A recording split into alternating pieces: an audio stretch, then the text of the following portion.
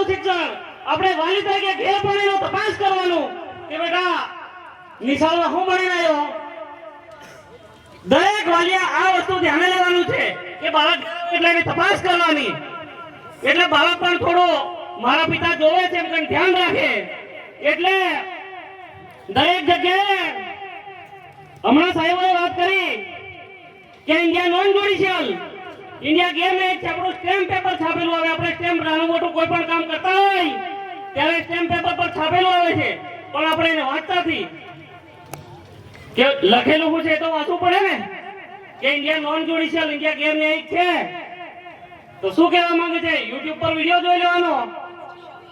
હવે આવું દરેક બાબતે હવે ભણે આપણા છોકરા કે દીકરીઓ ભણશે, ડોક્ટર બનશે, એન્જિનિયર બનશે, શિક્ષક બનશે, કલેક્ટર બનશે, પીઆઈ બનશે, પીએસઆઈ બનશે, અનેક સરકારી નોકરીઓ કરશે તો ઘણી બધી સ્થિતિ સુધરી જશે. આજની તારીખે કે આપણે નાના મોટા ધંધામાં પણ ચંપલાવાનું છે. ભણવું ગણવું એટલે ખાલી નોકરી મેળવી લેવું નહીં, એ બી જરૂરી છે, પણ સાથે સાથે દરેક ગામની અંદર નાની મોટી એક બે દુકાનો તો આપણી હોવી જોઈએ. ધંધો નાનો નથી હોતો મિત્રો. કોઈ પણ હિસાબે હું જ્યારે ભણતો તો મારી સ્થિતિ બિલકુલ ખરાબ હતી. હું પણ મારા ભાઈની સાથે કામ કરવા ગયેલો ત્યારે એક પટેલ ભાઈએ મારા માથા ઉપર અડીમણની ગણ મૂકી દીધી. એટલે તે દમથી સંકલ્પ કરી લીધો કે કોઈ પણ હિસાબે પણ હવે આ ધરતી બાજુ નહીં જવું પડે એમ કહીને. તો આજની તારીખે સ્થિતિ સારી જ છે જોકે, પણ નાના મોટા ઘણા બધા ધંધા અહીંયા આપણે જોઈએ છે. ધાનપુરની અંદર બી કે મોટા ભાગના વેપારી વર્ગ બહારના છે.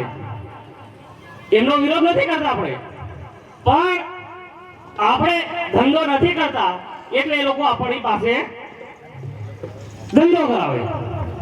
આપણે એમનો વેપાર લેવા જઈએ તો આપણે બી એવો વ્યવસાય કરતા હોય, ગામમાંથી બીજા ગામમાં જવું ના પડે, ઝાબુ કાંઠુથી ધાનપુર સુધી લાંબુ ના જવું પડે, ઘાટા પરથી નીચે ના ઉતરવું પડે.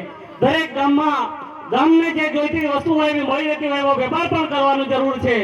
અને હવે 5 મિનિટની લિમિટ છે એટલે વધારે કઈ ના કહેતા. એટલે પ્રકૃતિ સર્જક અને જનક પિતા એવા બિરસા મુંડાજીની જન્મ જયંતિની સમગ્ર દેશમાં ઉજવણી થઈ રહી છે, ત્યારે આ સૃષ્ટિ કરતા સૂર્ય, ચંદ્ર, ધરતી, આગ, મેઘ, વીજળી, પવન, પાણી, આસપાસ વનસ્પતિ, વાડી, બગીચા આપ સૌને હિંમત આપે. આપ ક્રાંતિકારી બનો. કોઈ પણ કામ અશક્ય નથી. હિંમતવાન બનો, જેથી કરીને આપણે અહીંયા ને અહીંયા રહી અને નાની મોટી રોજગારી મેળવીએ. સરકારી નોકરીઓ લેવા માટે પણ ખૂબ આપણા બાળકોને મહેનત કરવાની છે. એટલે આપણને પ્રકૃતિ ખૂબ તાકાત આપે. એટલે અહીંયા હું મારી વાતને પૂર્ણ કરું છું. જોહાર.